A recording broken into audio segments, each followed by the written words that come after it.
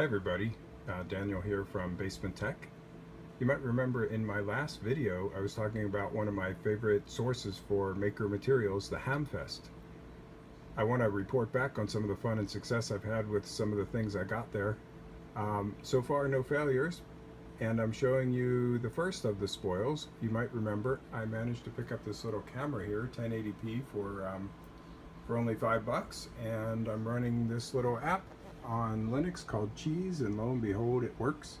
It even is trying to do some kind of an autofocus mode, so we'll figure out what that's all about, but the camera works, and so for $5 I think it's a pretty good bargain. Well, this little item from the Hamfest list really turned out to be way cooler than I could have imagined.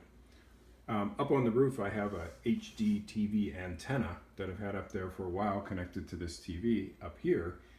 Honestly, I kind of prided myself on the fact that we only had and needed one TV in the house. That was more than enough TV. But now with this connected, things have changed and it's really pretty cool. Formerly, the device is known as the Silicon Dust hdhr-us. You can see I ran the config command here. And then you can see up above it I ran a capabilities or features command talking directly to the device.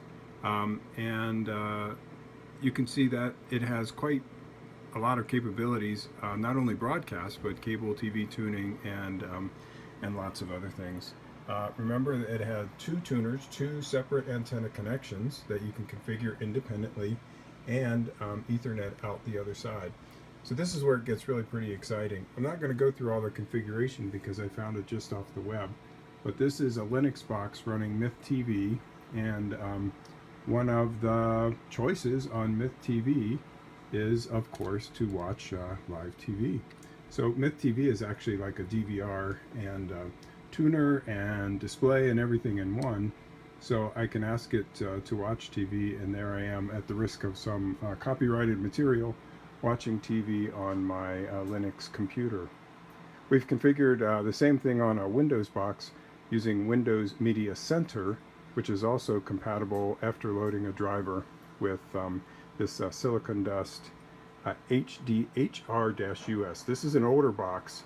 They make many more newer ones, and they even make commercial ones, but this is just really pretty cool to have this capability. Continuing the tour, you might remember this little item that I picked up out of somebody's junk box for $1. What I was looking for was this particular module.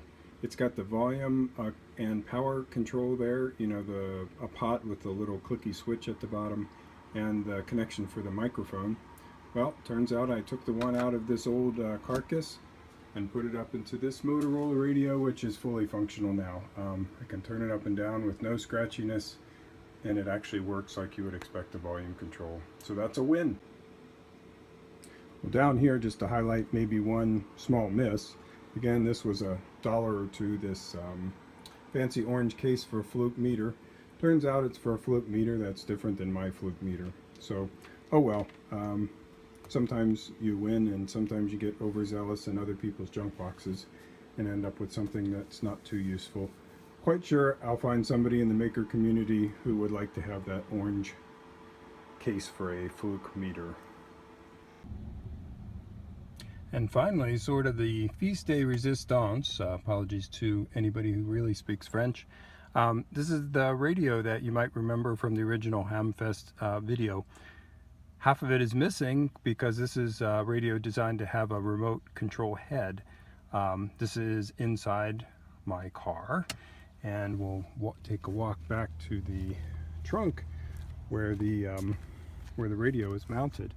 Now, this is an option to remotely mount it, but I did this intentionally so that the wire to the antenna, which is here on the trunk, is as short as possible at these frequencies. So just a tweak. And then you know, one of the challenges was, of course, to get the power from the battery directly to that radio all the way in the trunk.